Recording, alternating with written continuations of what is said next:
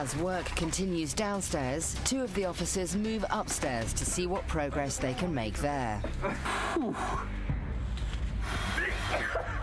I'm absolutely dumbfounded right now. I'm like blown away. This shows the level of how ill she really is. Done. We're done. We're out of here. This house is literally filled with dog poop. Hoarders is one of my favorite shows. It's a guilty pleasure of mine. I love watching this show. Whenever I feel unmotivated to clean up my house, I just watch Hoarders, and then it makes me think, wow, I don't want to live like that. So I try to clean up my house as much as possible. It's a great motivator for that. I don't know, I've always found it fascinating to look at how people live. Hoarders presents a great opportunity to see some of that crazy stuff. You know, we've seen people talk about my strange addictions. People talk about people who are attracted to objects, like the one lady who was attracted to a theme park ride. But I don't think anyone's ever really covered Hoarders on YouTube, as far as I'm aware. Now, these people on this show, they have a mental illness that causes them to just collect stuff in their home until it is literally piled up above their heads, and then it becomes filthy and nasty. A lot of people start hoarding trash as well, and it starts becoming really gross. Mice, rats, everything starts infesting their house, and it's really gross. I'm not making fun of these people. I'm not trying to do that. I just think it's fascinating to look into the lives of these people. You know, I think that looking at something like this and calling it gross is not making fun of people. I think it's just calling it what it is. It's gross. Let's look at some of the craziest, most disgusting houses that have ever been featured on Hoarders. Make sure you grab a snack and eat while we do this. It's pretty awesome. Disgusted, and I needed to take a second. Can we move? Trip me the hell out. It's nasty. There's cobwebs everywhere. There's feces everywhere, stacked up like 4 feet. Disgusting. See all that stuff going up the side of the wall there? Is that? See the trim? That's all fly waste. That is where they have been pooping. That is where they have been pooping. I love this show. I love it. Oh my God. God, it looks like an abandoned building. Like all these houses on the inside, it's so gross just to allow your life to get to this point, allow your house to get to this point. I couldn't even imagine that. Imagine that being your living room, dude. Stairwell is completely barricaded. Guys, this is the way to the second floor.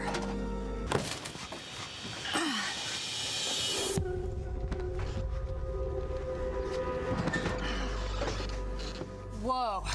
I see what you guys are talking about at this point. This is much worse than I thought.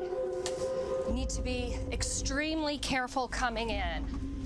I feel so bad for this poor woman. She's in a lot of the episodes of Hoarders. She is one of the psychologists that they bring in every episode to assess the situation and help with the cleanup process. And she has to go into so many of these homes and just look, they always have to wear masks and ventilators and stuff like that. It's crazy. The entire floor is covered with trash. Oh wow, you guys see this? That is all rodent waste.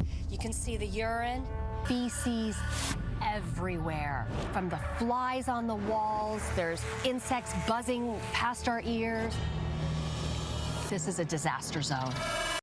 Jesus Christ. Now, lucky for you, I've worked in reality TV. Like, actually, as a cinematographer, videographer, whatever the hell you call it, cameraman. I've done reality TV, and let me tell you, most reality TV shows are about 50% fake. I've done some research into Hoarders. This is one of the most real reality TV shows ever. You couldn't really build a set like this. I mean, you could, but it's just so nasty. And this is a real disorder that people have, where that causes them to hoard like this. And, like, look at the door. But having worked in reality TV, how did this cameraman get this shot? He had to climb up on this mountain of stuff and literally record this from on top of this mountain of junk.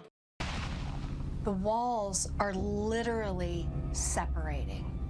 I'm sure this isn't easy because this is the house you grew up in. And she let it go to she won't leave it in her house or in her mind to even figure out what was going on with her. Now, this next clip is pretty horrific. If you have a weak stomach, I recommend skipping over this part. I'm gonna put a timestamp right here to skip over this part. I'm gonna be showing a dead cat. It's really gross, it's really sad, but it's reality. So if you don't wish to see it, skip to this time and you won't see it. And there is a chilling discovery behind a bureau in Doug and Darlene's living room. Okay. Okay, let me explain. I knew it happened. The cat was very sick and 19 years old. And we were trying to find her to take her to the vet, and she disappeared. And there was no smell. How long has she been there? 2 years.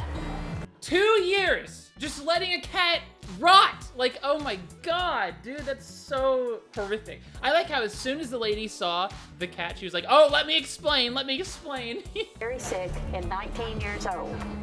And just look at the room that they're in. It looks like, literally, if you played Fallout 3, Fallout 4, Fallout New Vegas, any of the Fallout games, this is what it looks like. I mean, this is just horrendous. That's carpet. Look at how nasty.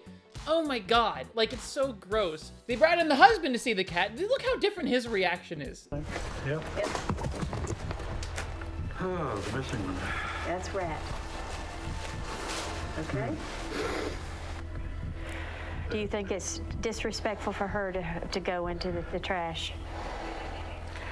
If I were to go right now, I'd have you put me in the trash. I think, yes, in you know, a neglect situation, you know, And neglect, but it was not. Do you understand? It was not neglect. Darlene kind of recoiled when I said that, and she was very defensive when I brought that term up. Yeah, that versus how the husband reacted, it's so weird. It's almost like she kind of knew about it and just didn't care, but then the husband had a genuine emotional reaction, you know what I mean? She tried so hard to make it seem like it's not a neglect situation, you know? It's just weird. It's a very sad situation. It's a very sad thing that people live like this. And this one that I'm about to show you is one of the grossest ones. This is my kitchen. My favorite room in the house. Oh, that would be my favorite room as well. It's so, oh my God, it's so gross. I'm not laughing at the person. I'm not trying to make fun of the people. It's just, I'm laughing at how absurd of a statement it is to say that this is your favorite room in the house. It is literally a pile of trash. Look at the oven. Look at the sink. You know, I thought that my kitchen was bad, but look at, I mean, Jesus Christ, dude. It's just absurd is what it is. How can you call this a home? Imagine if just a single of those items caught on fire. You'd be in a disaster situation. You wouldn't be able to get out. I love to bake and cook and have a friends and family. Oh my God. I like how there's a bottle of what looks like shampoo. I think I have that brand of shampoo. Just in the midst of all this just horrific nastiness. It's just horrific. Family come over for dinner and I can bake a real nice cake. This is my steamed pot for crab. My favorite steamed crab. Oh. She makes food in this pan. Look how nasty it is, dude. The bookshelf had a set of law book. I was a law student for 10 years, from 1986 to 1996. I didn't take the exam to become an official. She's just laying on the pile of trash. I guarantee you the people who were working on the show were like, hey, why don't you lay on that pile of trash? Trust me, after working in reality TV, we staged these to make it look as crazy as possible. I guarantee you they told her to just lay on this pile of garbage. Actually, but I did study and prepare for it. Look at that. That's piles of poop on these books. Look at that. Could you imagine just having even that amount anywhere in your house? Anywhere. I would move out. If it was 1/10 of just this one little tiny pile, that would be disgusting. But this is on everything. More than 3 decades, 56-year-old Michelle has lived in this 3-bedroom bungalow. When I find a good bargain, even I don't need it, I buy it. Not 1 or 2. I buy multiple, say 10 or 20. I'm a bargain shopper. And you know, the biggest thing that they say, the biggest danger for these people living in these situations is that it's a huge fire hazard. The TV show Hoarders was able to actually catch what could have potentially been a huge fire before it became a big problem. I would have ran right out of that house if that happened. I would have caught maybe 10 seconds of the fire, then ran out, because you do want to get the footage when that stuff happens, but my God, I would never stay there. That house is just such a huge risk. You hear so much of fires causing just devastation with these houses. I feel like I'm trapped inside. We have no electricity in this part of the house, so this is going to be dark. Oh my goodness, look at all those plugs. That's not safe. We have 48 hours to get the house uncluttered, or they would take them. If we don't get it done, we could be put into like foster homes, which I really would not like.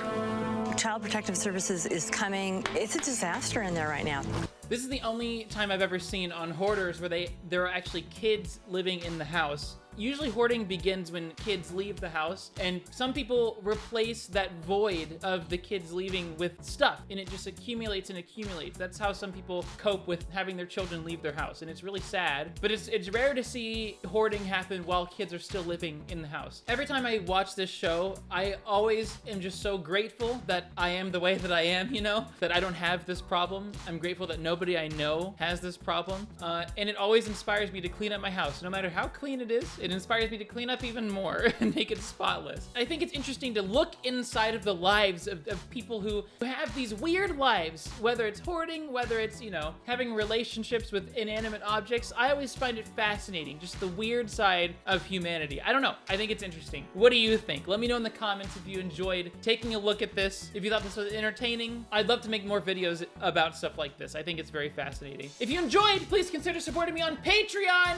Yay, all my patrons are listed on your screen right now. Without them, it would not be possible to do any of this. Patrons get access to all my videos early, exclusive access to the patrons only section of my Discord, patron only Minecraft server, so on and so forth, and they get their name placed on this lovely list here. And it's not just patrons, it's also channel members. You can become one by hitting that join button right next to the subscribe button. Channel members also get access to all my videos early, basically the same rewards as patrons. So please consider supporting in one way or another. Link in description to Patreon, or hit that join button. Every little bit of support helps me keep doing what I do. So thank you so much. I'll see you next time. Bye!